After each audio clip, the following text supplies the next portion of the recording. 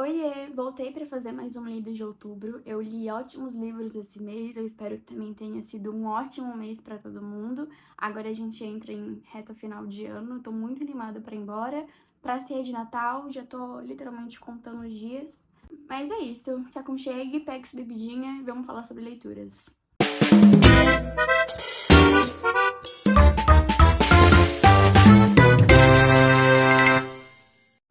Eu vou começar com o meu preferido desse mês, que foi Catábases. Eu nunca tinha lido nenhum livro dessa autora, foi o primeiro livro que eu li e eu saí completamente apaixonada. Eu achei que é uma leitura muito robusta, eu realmente fiquei muito entretida do início ao final do livro e eu acho que isso contribuiu demais para ter a minha atenção. Tem muitos detalhes, então eu realmente me senti dentro da história. Aqui a gente vai acompanhar a Alice, que ela vai descer até o inferno para resgatar o orientador dela, que é o Grimes. E durante esse momento, onde ela decide descer de fato até o inferno, a gente vai conhecer o Peter, que vira pra ela e fala, vou com você. Então eles embarcam juntos nessa jornada muito difícil até o inferno, e eles precisam confiar fielmente um no outro para lidar com alguns problemas que vão aparecendo do meio desse trajeto, porque é um percurso muito difícil, com vários desafios, vários empecilhos, e é um momento ali também onde alguns problemas, algumas questões mal resolvidas no mundo de cima começam a vir à tona para eles conversarem, se resolverem, enquanto eles estão ali no inferno. Eu acho que também o que mais me deixou entretida na história, além de todo esse ambiente de Dark Academia, que eu gosto bastante, e de ser de fato muito interessante acompanhar a Alice e o Peter nessa descida, nessa trajetória, com muitos elementos, e você de fato fica participativo, foi ter uma personagem tão difícil de compreender, que é a Alice. Eu acho a Alice uma personagem muito vítima da sociedade. Ela tem muita ambição, mas eu também vejo ela como uma personagem muito insegura e com muito medo.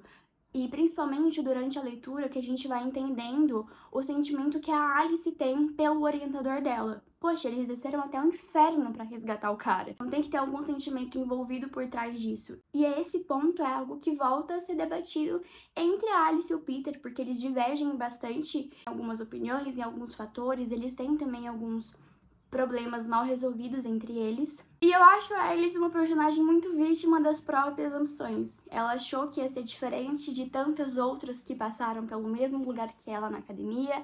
Ela achou que com ela daria certo se ela simplesmente aceitasse e seguisse em frente. E eu acho que ela se vê em um momento onde algo tem que valer a pena. Tem uma passagem no livro onde ela fala justamente sobre isso, em relação ao orientador, que ela fala: ele não pode ter sido um babaca, porque se ele tivesse sido, então a gente deixou uma pessoa qualquer manipular a gente. Então eu vejo alguém que doou muito de si pra vida que ela queria, pela universidade, ela tá fazendo a pós-graduação dela. Então ela queria especificamente que esse orientador estivesse na banca avaliadora dela. E eu acho que é um sentimento muito verdadeiro, porque a gente tem uma personagem que erra, que é egoísta, que não tem muito senso de humanidade, que faz escolhas pensando no bem próprio.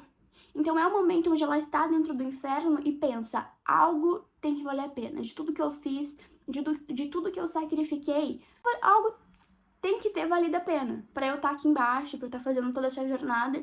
E é durante essa jornada até o inferno que eu percebo que a Alice e o Peter, mas principalmente a Alice, que foi uma personagem que eu senti muitos sentimentos, muitas emoções. Foi o momento em que ela percebeu o quanto ela gosta da vida dela e o quanto ela estava menosprezando alguns detalhes, algumas relações. Então foi um momento que ela para e pensa, eu não quero morrer aqui, eu não quero ficar aqui. E eles pagam um preço muito grande para descer até o inferno, para tentar resgatar esse orientador. E muitos dos planos que eles tinham inicialmente se mudam durante essa trajetória. Mas eu não terminei o livro pensando, poxa, eles desperdiçaram tudo isso. Eu terminei o livro com um sentimento de, caraca, eles aprenderam tudo isso. Porque é muito legal ver também a evolução da Alice e entender todos os traumas que ela carrega dentro de si, a visão que ela tem dela em relação ao mundo, a relação que ela tinha com o Peter e com o orientador e com todas as outras pessoas que passaram pela vida dela. Então é o momento que ela está no inferno, lidando também com os próprios pecados que vão vindo à tona. É algo que ela viu e não estava esperando lidar e teve que absorver, sentiu muita coisa. tomou muitas decisões erradas, mas eu acho que isso foi muito bom pra trazer o senso de humanidade dela de volta. Eu acho que faltava isso nela enquanto ela estava no mundo em cima, vivendo ali entre as pessoas. Então eu acho que foi uma trajetória para uma personagem que aprendeu muito. Eu fiquei muito emocionada durante essa história e eu fiquei pensando justamente até onde o desespero humano vai, porque a Alice, ela tá desesperada. A gente começa o livro com ela desesperada, tentando resgatar esse orientador, tentando fazer as coisas certas, tentando lutar pelo futuro dela, que ela só quer ser uma maga muito boa, a melhor de todas. Então ela tem muita ambição, mas eu ainda vejo ela como uma vítima da sociedade, uma vítima das próprias ambições, que achou que com ela seria diferente, que com ela seria escolhida, que ela seria perfeita, que se não deu certo pra todas as outras, é porque todas as outras falharam e ela não. E aí é um momento também que ela tá no inferno e ela percebe todas as injustiças que fizeram com ela e que ela é só mais uma no meio de tantas. Cara, que livro bom! Mas foi uma personagem que eu quis socar muito a cara dela. Inclusive, durante a leitura eu fiz alguns comentários. Por exemplo, como eu posso compreender e sentir raiva na mesma intensidade por alguém? Ela é tão vítima de uma sociedade que não percebe. Lhe faltou uma consciência do quão insignificante ela é. Talvez isso a faria ter um choque de consciência. Mas eu amei a Alice. Eu acho que foi uma personagem incrível de acompanhar, ainda mais em um cenário do inferno, que tá tudo confuso, é tudo muito difícil, então ela tem que lidar com um mix de sentimentos, porque parece que tudo lá se torna mais intenso. E é intenso. Eles querem voltar a viver. E eu acho que ambos foram personagens, a Alice e o Peter, muito reais.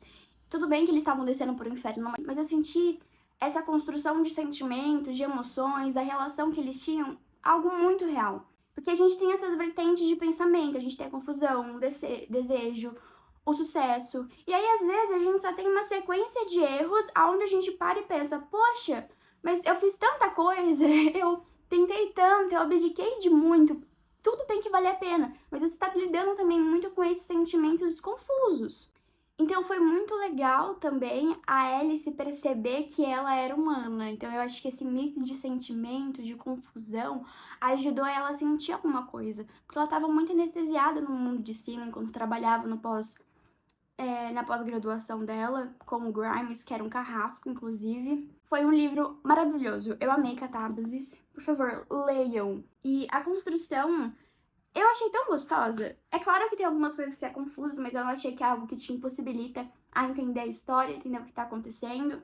Eu amei, fez o meu mês de outubro, eu acho que foi o meu livro favorito desse ano. Eu achei muito gostoso. De novo, a construção dos personagens, a Alice foi uma personagem que eu quis tocar a cara dela, mas ao mesmo tempo eu queria abraçar e falar: não chora, não fica assim, vai ficar tudo bem. Então eu gostei demais, demais, demais. Foi como eu falei, né? Foi no inferno que eles perceberam, principalmente a Alice, o quanto eles gostavam da vida dele, da rotina, o quanto eles perceberam que a ambição que eles tinham deixaram eles cegos em relação a tudo que acontecia ao redor dentro da universidade. Foi um livro maravilhoso. Muito, muito, muito bom. Agora o próximo livro. Teve outra leitura que eu fiz no mês de outubro, eu fiz só 2 leituras, que foram Catábasis e O Irresistível Desejo de Amar Quem Tanto Odeio. Eu esperava muito mais. Muito mais mesmo. Boatos me disseram que esse livro foi adaptado de uma fanfic de Dramione.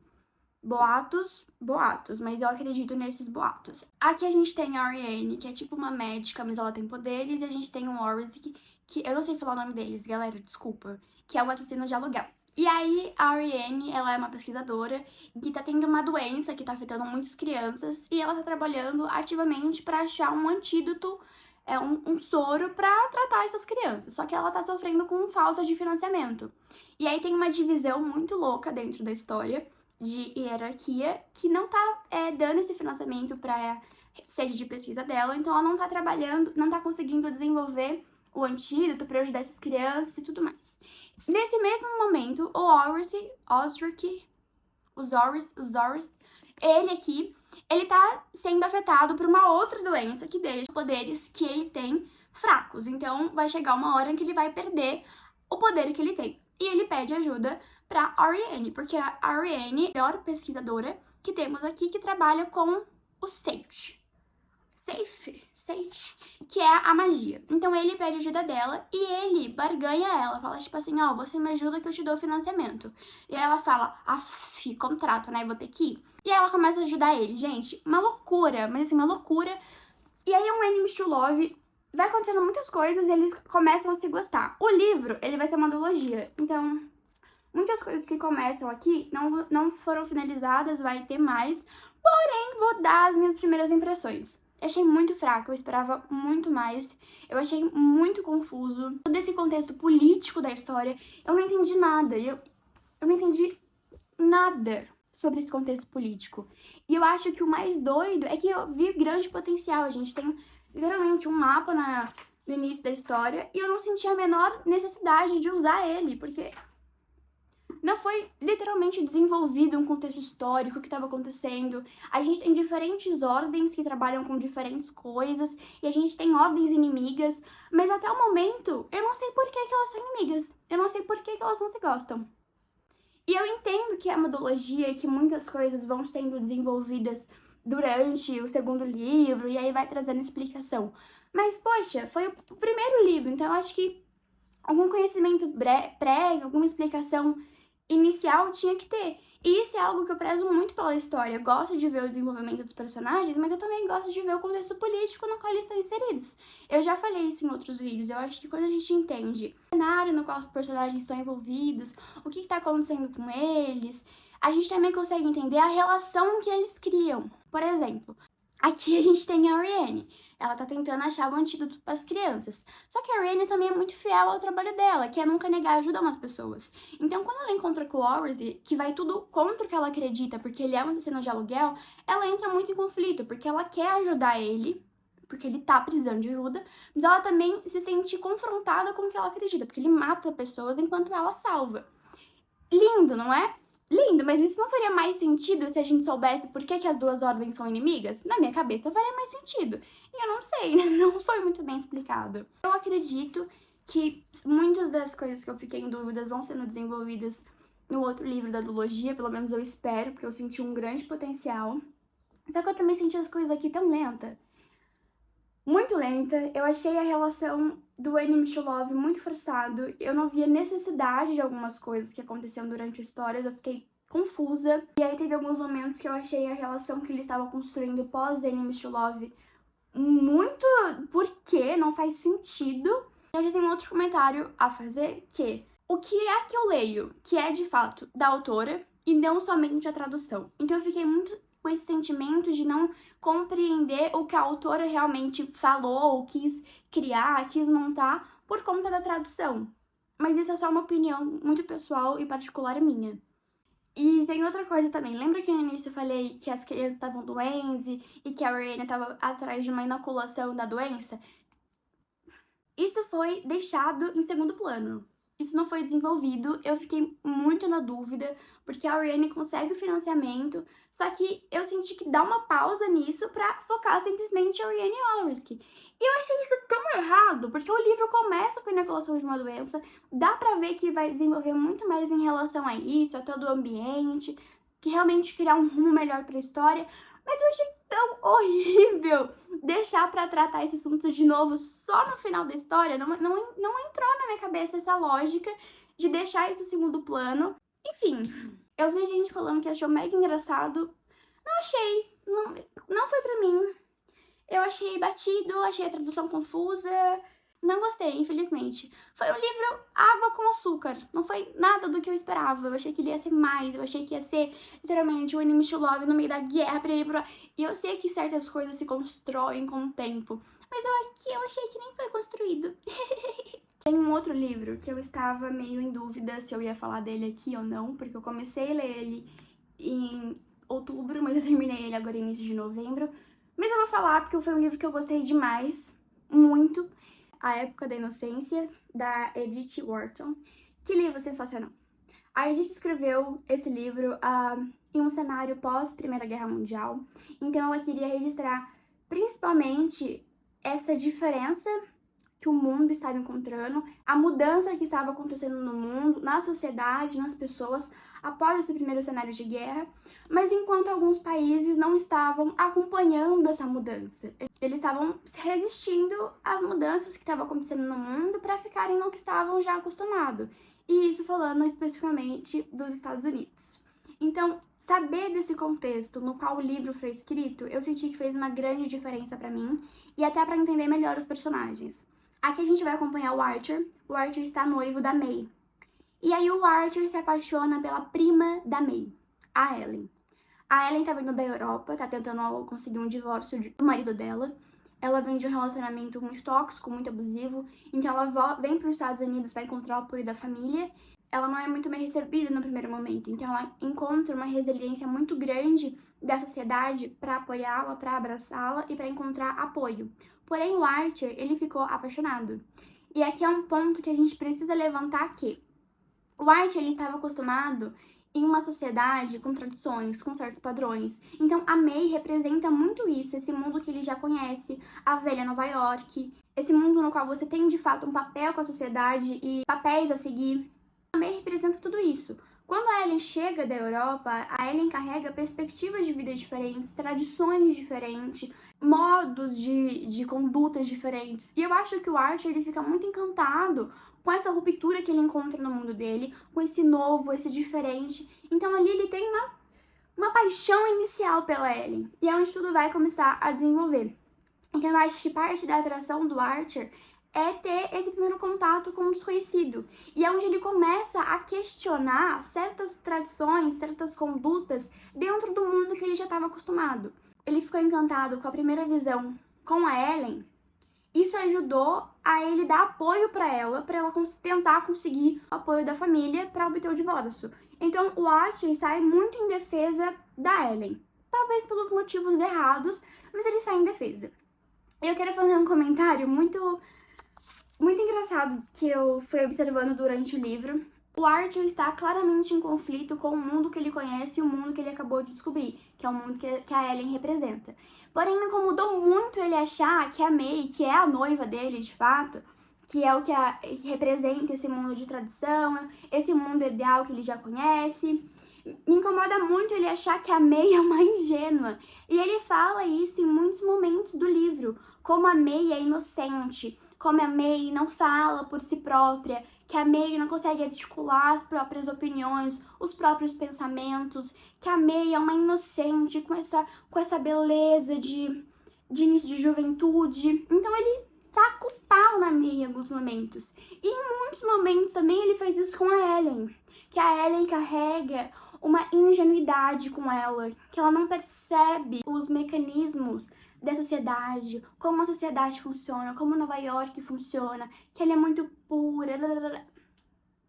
Foi algo que me incomodou muito, porque claramente o inocente da história é o Archer. Vamos refletir comigo. A May, ela sabe muito bem o papel que ela ocupa na sociedade, do qual ela cresceu. Ela foi ensinada como responder, ela foi ensinada a agradar o marido dela, a dar de si pela família. Então ela foi ensinada tudo isso. Eu acho que é muito hipócrita do Archer cobrar algo diferente pela May, porque ele ia se casar com ela, ele ia cumprir o acordo que a sociedade esperava dele, o papel que a sociedade estava esperando dele. E aí, quando ele tem contato com a Ellen, ele acha a May uma ridícula. Tem momento que ele deseja até a morte da May. Só que eu acho muito incoerente ele cobrar isso, porque o Archer também é um folgado escorado na sua posição social. Ele reclama de um mundo que o agrada, e ele reclama de um mundo que ele ajudou a construir, entendeu? Então, pra mim, é muito doido. Com o decorrer da história, a gente começa a perceber que a May tem clara consciência disso, que a May, ela tem as próprias opiniões, os próprios desejos, mas que ela abdica disso em prol da família, em prol da sociedade, em prol do que esperavam dela. Só que a May tinha muita consciência de tudo que acontecia com ela, do quanto ela ficou sem voz. A May tinha essa consciência. A mesma coisa com a Ellen. A Ellen sabia muito bem que não era recebida em Nova York. A Ellen sabia muito bem que ela era diferente por querer um divórcio e as pessoas irem contra. Então, ambas sabiam muito bem o jogo que enfrentavam na sociedade, o que esperavam dela e de como se portar dentro dessa sociedade muito injusta. Então, ambas sabiam disso muito bem. Acho que foi o Archer que era completamente ingênuo E foi um personagem que me irritou profundamente. Ele é chato. Chega um momento que eu falava assim, meu Deus do céu! E como eu falei, eu tenho pra mim que o Archer ele era muito escorado na sua posição social. Ele não dá de si muito no trabalho, ele não gosta do que faz. Ele é um Zé Ruela, gente. Ele é um folgado, ele é muito inocente, ele não sabe como a vida funciona. Quando ele começa a se apaixonar pela Ellen, de fato, ele fica muito obcecado dentro desse mundo de paixão. E ele queria que a Ellen fugisse com ele. Essa parte da história eu acho fenomenal.